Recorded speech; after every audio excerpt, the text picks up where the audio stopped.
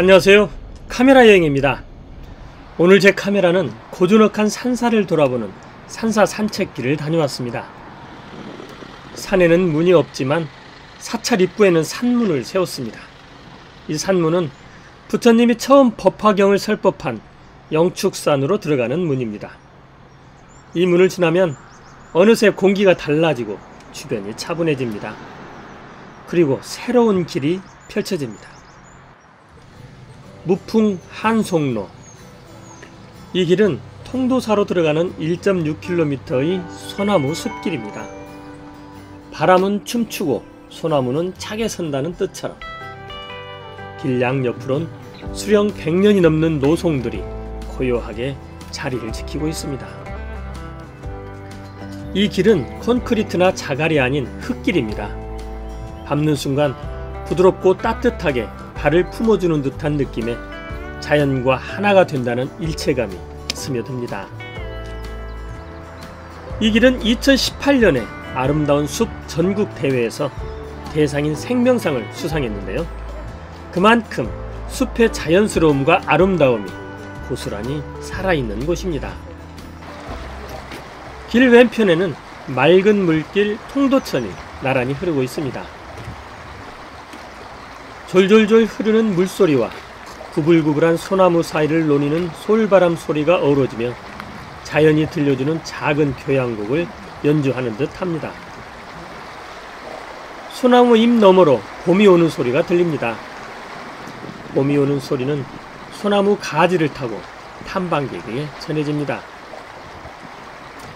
하늘 높이 치솟은 소나무 숲길을 천천히 걸었습니다. 진한 솔향을 맡으며 길을 걷다 보면 계곡 옆 숲 한가운데 소담하게 지어진 기와집이 보이는데요.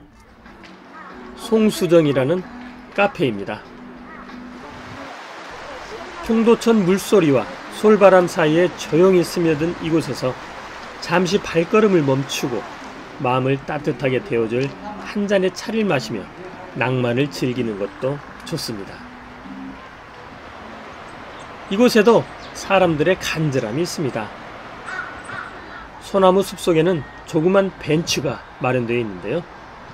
아무 말 없이 앉아있는 것 자체가 힐링이 되는 듯 합니다.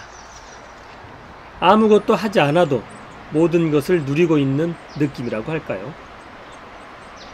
이 길은 노송의 아름다움을 담으려는 사진 작가들의 인기 촬영지이기도 합니다. 이른 아침 부드러운 봄 햇살과 함께 구불구불 춤추는 듯한 소나무 사이로 은은하게 불어오는 봄바람을 맞으며 유유자적 흙길을 걷는 일은 참으로 매력적인 일입니다. 상쾌한 기분으로 통도사로 향했습니다. 표지석 옆 찻길에는 소나무가 드리워져 경계를 이루듯 아치를 이루고 있네요. 표지석 앞에는 노란 수선화가 손님을 맞이하는 듯 수줍게 서 있습니다. 표지석을 지나 안쪽으로 들어갔습니다. 입구엔 두 개의 돌기둥, 즉 당간지주와 석당간이 우뚝 솟아 있습니다. 그 오른쪽으로는 통도사 부도가 있는데요. 부도란 법을 지키다 열반에 든 고승들이 살이나 유고를 봉안한 승탑을 말합니다. 통도사 부도는 통도사 주변에 흩어져 있던 승탑과 탑비를 이전한 후 새롭게 조성한 것입니다. 영축 총리문을 넘어섰습니다.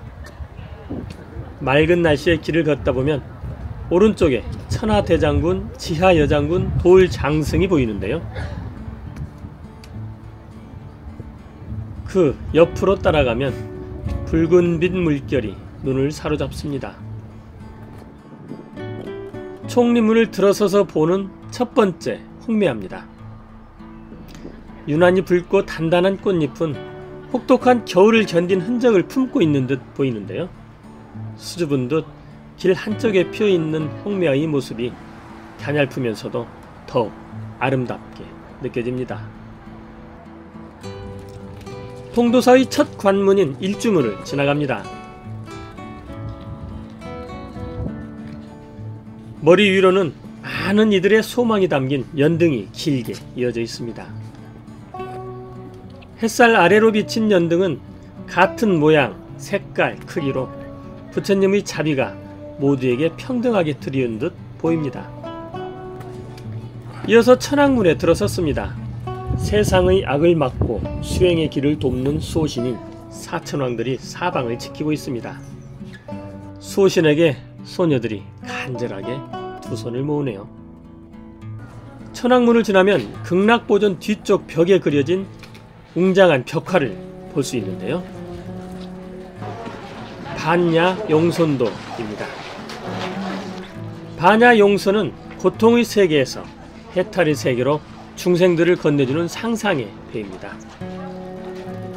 그 옆쪽으로 사람들이 발길을 멈추고 고개를 들게 만드는 홍매화가 있는데요. 만첩 홍매입니다. 풍성하게 핀 꽃 사이로 봄빛이 스며들고 많은 사람들이 추억 쌓기에 여념이 없습니다. 붉은 꽃을 보면서 사람들은 세상의 모든 무거운 짐을 내려놓는 듯 합니다. 만첩 홍매 옆으로 극락보전이 있습니다. 극락보전 앞에는 3층 석탑과 설법을 하는 석가모니를 모신 영산전이 있습니다. 영산전 옆으로는 청매화가 있습니다. 그 뒤쪽에 있는 영각 처마 밑에는 붉은색의 자장매가 있습니다. 자장매는 통도사를 창건한 자장율사의 법명을 딴 매화로 380년 가까운 세월을 견디며 매년 봄 잊지 않고 꽃을 피웁니다. 다시 3층 석탑으로 내려와 부리문으로 향합니다. 부리문은 둘이 아닌 하나의 의미로 대웅전으로 들어가는 마지막 문이죠. 부리문을 통과한다는 것은 세속과 성역의 경계를 넘어선다는 의미입니다. 부리문에서 대웅전까지는 직선길로 이어져 있습니다. 대웅전을 향해 걷다 보면 멀리 아담한 석탑이 보입니다. 수많은 시간 동안 고요히 자리를 지키고 있는 5층 석탑입니다. 이 탑은 금강 계단을 향해 나아가는 이들의 마음을 다잡아주는 지표이자 통도사의 중심에서 불법을 지키는 상징입니다. 5층 석탑을 지나면 오른쪽으로 세존 비각이 있는데요. 부처님의 가르침이 새겨진 비문이 있는 곳입니다. 그 뒤로 또 하나의 홍매화가 고요히 피어 있는데요. 이 홍매화는 세존 비각을 지키는 듯 서 있으며 지나가는 이들에게 부처님의 말씀을 꽃으로 전하고 있습니다. 대웅전 앞 전경입니다. 대웅전 앞으로 다가갔습니다. 그런데 법당에 불상이 보이지 않습니다. 그 이유는 이곳이 석가모니의 진신사리를 모신 사리탑인 금강계단에 예를 올리기 때문입니다. 통도사 대웅전은 다른 사찰의 대웅전과는 다른 구조로 사방으로 문이 뚫려 있고 각각의 이름이 있는데요. 동쪽은 대웅전, 남쪽은 금강계단, 서쪽은 대방광전, 북쪽은 정멸보궁입니다. 이는 모든 생명체 중생들이 사방으로 열려있는 공간 속으로 들어와서 뒤쪽에 있는 금강계단의 부처님 사리가 있는 곳에 예를 올리도록 설계했기 때문입니다. 금강계단 위에는 탑 모양의 석조 구조물이 있고 그 아래 깊은 곳에 자장율사가 당나라에서 가져온 부처님의 진신사리와 가사, 염주가 봉안되어 있습니다. 대웅전에 불상이 없는 것은 이 계단을 향해 절을 하기 때문입니다. 대방광전 앞에는 구룡지라는 연못이 있는데요. 자장율사와 9마리 용이 얽힌 통도사 창건설화가 있는 연못입니다. 금강계단 참배를 마치고 나니 배가 고팠습니다. 그래서 통도사 내에 있는 산중다운에서 늦은 점심을 먹었는데요. 이곳에서 유명하다는 단팥죽입니다. 맛있습니다. 다른 감미료 없이 팥의 달달한 맛이 먹기에 좋았습니다. 점심 식사 후 통도사 주변에 있는 암자를 탐방하기로 했습니다. 안양암을 비롯한 5개 암자입니다. 금강계단에서 통도천 방향으로 나오면 포장길이 나오는데요. 이 길을 따라가면 안양암으로 갈 수 있습니다. 포장도로를 따라 10분 정도 걸으면 안양암에 도착합니다. 안양암 법당과 암자 모습입니다. 안양암에서 안양은 극락세계를 말하죠. 안양암의 초입에서는 나무에 가리긴 했지만 통도사 전경을 볼 수 있습니다.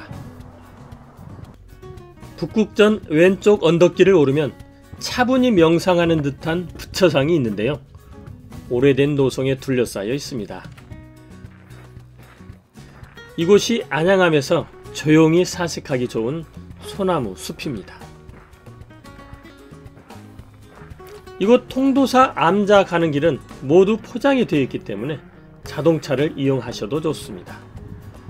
저는 걸어서 탐방했습니다. 안양암에서 15분 정도 걸으면 서운암에 도착합니다. 입구에는 대나무 숲이 탐방객을 맞이해주는데요. 법당 앞에는 조그만 연못도 있습니다. 웅장한 삼천불전이 있는 법당입니다. 삼천불전은 2층에 있는데요.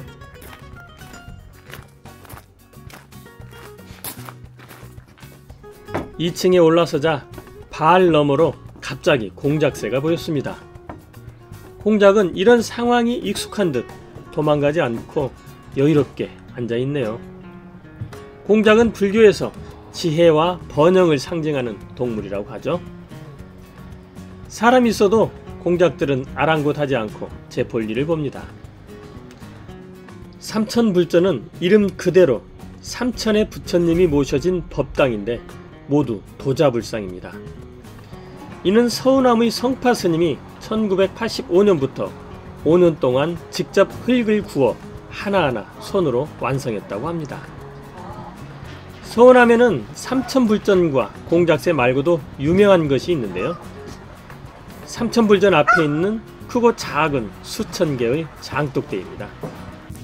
오래전부터 스님들이 직접 담그는 약된장, 막장, 고추장 등 장류들이 담겨 있습니다. 서운암의 장은 화학조미료나 방부제를 전혀 사용하지 않고 약재와 천연 재료를 사용해 건강한 맛을 냅니다. 이 장류는 일반 대중에게도 판매된다고 합니다.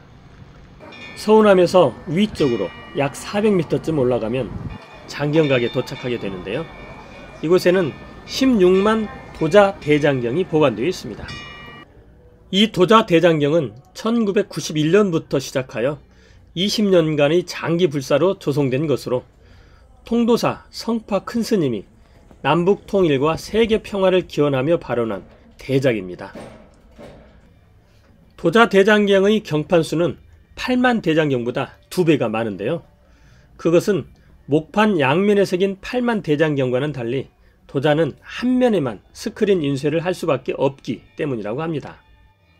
흙과 불로 빚은 도자기에 경전을 새기는 방식은 시간과 습기에도 강해 오랜 세월이 지나도 변하지 않는 불법의 보존을 위해 고안된 것입니다. 온전한 보관을 위해 건물의 앞 뒷면 창살 크기를 달리해 대류 현상을 이용합니다. 장경각 앞마당에는 고대 암각화가 보존되어 있는데요. 통도사 성파 스님이 나전 57 기법으로 재현한 울산의 반구대 암각화와 천전리 암각화입니다. 수면 아래로 다가가면 그 모습이 선명하게 떠오릅니다.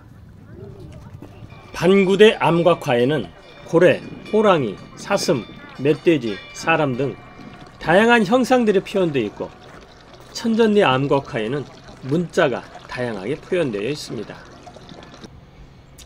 이어서 사명암으로 향했습니다. 서운암에서 10분 거리에 있습니다.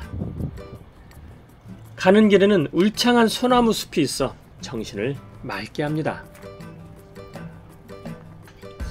입구에는 고운 빛의 매화가 봄바람에 흔들리며 탐방객을 반깁니다. 이곳은 이제 막 매화가 피기 시작했습니다. 홍매화도 있네요. 마당에 들어서면 일승대가 보입니다. 옆으로 사명함이 이어지는데요. 사명함은 사명대사가 이곳에 토구를 짓고 수도하면서 통도사의 금강계단 불사리를 수호했던 곳입니다. 사명함으로 가는 계단을 올라 다리를 건너는데요. 다리 아래는 예쁜 연못이 조성되어 있습니다. 연못 끝자락에는 부처님이 자리하고 있네요. 사명함으로 올라갔습니다. 입구에는 향로가 먼저 눈에 띕니다. 향은 새 속의 번뇌를 사르고 깨달음으로 향하는 기도를 담고 있죠. 극락보존 옆에는 영각이 있는데요. 이곳에 사명대사의 진영이 모셔져 있습니다. 극락보존 왼쪽으로는 5층 석탑이 자리하고 있습니다. 사명함은 연못과 정원이 잘 조성되어 있어 꽃피는 시기에 방문하시면 예쁜 휴식을 취할 수 있습니다. 네 번째로 찾은 암자는 백년암입니다. 사명암에서 걸어서 10분 거리에 있는데요.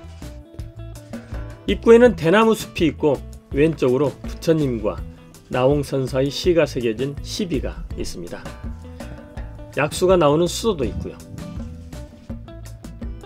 입구를 지나 오른쪽으로 가면 커다란 배와 보자기를 든 모습의 포대화상이 있는데요. 포대화상은 밀에 부린 미륵불의 화신으로 넉넉한 품으로 사람들의 고민을 덜어준다고 합니다. 백년암은 고려 공민왕 23년 월화대사에 의해 창건되었습니다. 법당의 현판은 백년사입니다.